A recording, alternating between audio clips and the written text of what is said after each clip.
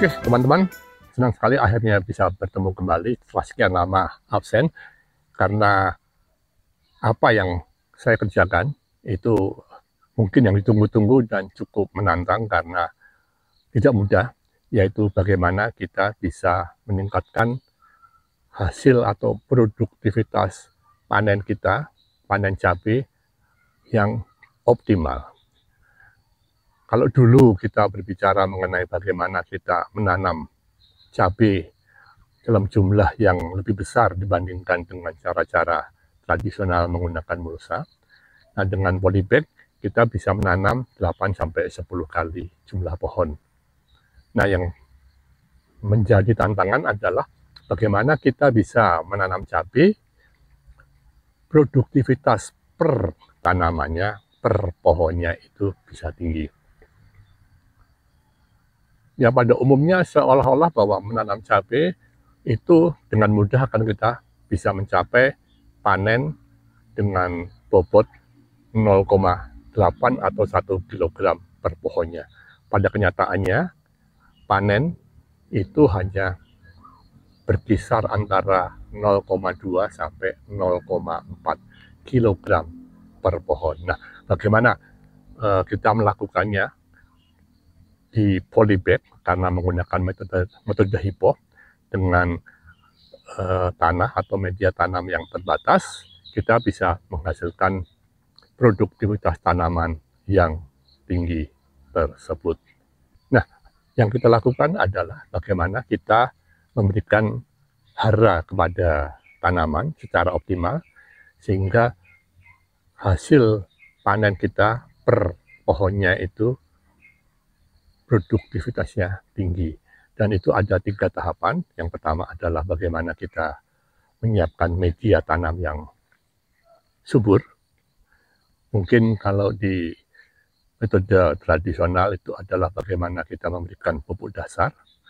Kemudian yang kedua adalah bagaimana kita memberikan booster agar kesuburan itu konsisten dan mungkin akan perlu lebih tinggi pada saat tertentu seperti pada saat pembuahan, dan juga perlu adanya enhancement. Enhancement itu adalah suatu booster-booster tertentu di mana diperlukan agar hasilnya optimal, seperti misalnya kita perlukan bagaimana agar akarnya itu banyak lebat sehingga bisa menyerap hara yang cukup, dan kemudian pada waktu panen kita bisa memanen jumlah buah yang banyak tetapi bobotnya itu tinggi. Dalam rangka kita menyiapkan kecukupan hara yang diperlukan tanaman, kita memerlukan satu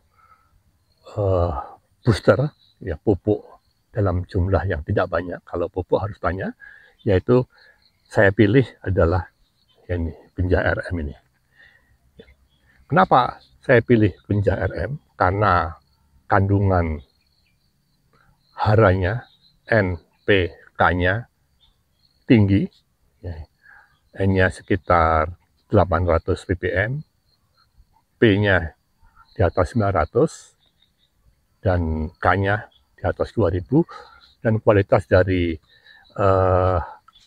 Binja RM ini dari botol ke botolnya cukup konsisten sehingga bisa kita andalkan apabila kita berikan dengan takaran tertentu kepada tanaman kita.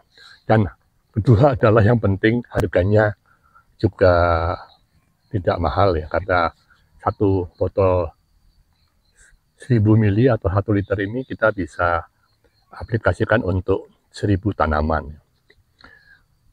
Dan mungkin nanti agar teman-teman bisa mencarinya, karena sulit kalau kita mencari di toko-toko ataupun di toko-toko online, ya. Saya sertakan di bawah linknya kemana harus membeli, ya. Jadi kalau ingin mencoba akan mudah untuk mencarinya.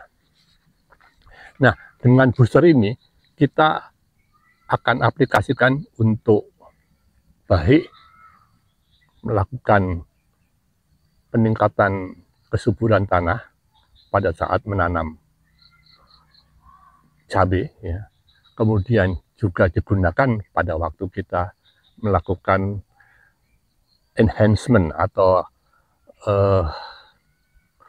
treatment tertentu, seperti misalnya menaikkan kelebatan dari akar, kemudian juga kita perlukan untuk memperlebat buah, dan tentu saja juga untuk meningkatkan bobot dari buahnya ya. Jadi genjah ini sangat penting ya.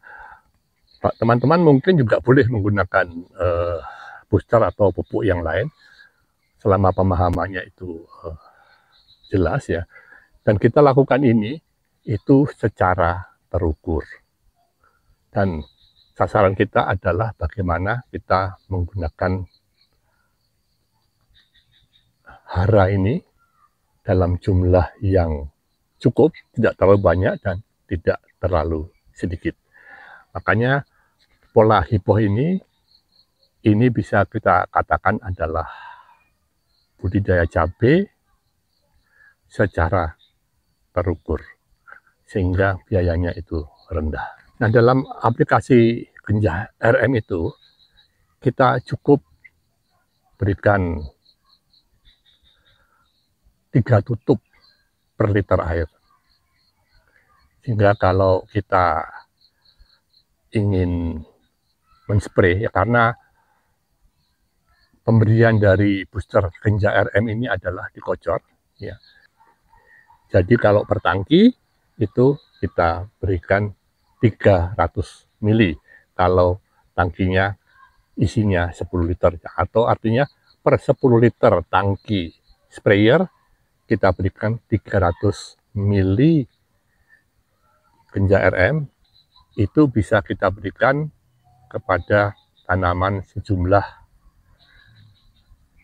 400 sampai 600 pohon ya. Nah, bagaimana caranya? Ya, kita gunakan sprayer ya. Air tadi kita masukkan ke dalam sprayer, kemudian kita spray pada tanah sekitar pohon, batang pohon, di mana akar-akarnya itu berada, dan pada saat air itu sudah mulai kelihatan menggenang, kita pindah ke pohon berikutnya. Nah, kalau dalam satu polybag kita memiliki 2 pohon, kita berikan masing-masing pohon dalam takaran yang sama, yaitu sekitar batang, kita spray, airnya itu mulai kelihatan mengenang, kita pindah ke pohon yang berikutnya, walaupun di dalam satu polybag, kita spray, menggenang, dan kita pindah ke polybag yang berikutnya. Dan aplikasi dari genjah RM ini dengan cara tadi kita bisa lakukan setiap minggu atau setiap 2 minggu. Nah, itu tergantung dari kesuburan media tanam yang kita berikan dan juga tergantung dari cuaca. Kalau hujannya banyak mungkin kita perlu memberikan lebih sering karena hara-hara yang ada di dalam polybag itu seringkali terbawa oleh air tanaman. Oke, mungkin berikutnya nanti akan saya bahas bagaimana menyiapkan media tanam. Ini juga sangat penting karena nanti akan terkait juga dengan produktivitas dan bagaimana kita bisa mengendalikan biaya agar tidak tinggi. Dan kemudian nanti tahapan yang berikutnya adalah bagaimana kita menyiapkan enhancement atau pengayaan daripada penambahan hara, baik memperlebat akar ataupun memperlebat buah. Dan itu semua nanti akan kita gunakan campuran genjah RM sebagai salah satu ramuannya ya. Jadi genjah RM ini sangat penting sekali karena akan digunakan di berbagai tahap sampai kita siap panen dengan produktivitas yang tinggi. Oke, teman-teman, sampai ketemu di video-video yang berikutnya. Nanti akan kita bahas bagaimana kita menyiapkan media tanam yang cukup subur, dan juga nanti bagaimana kita menyiapkan dan mengaplikasikan pengkayaan dari hara-hara ini agar buahnya banyak dan bobotnya tinggi, sehingga hasil dari tanaman kita per pohonnya cukup tinggi.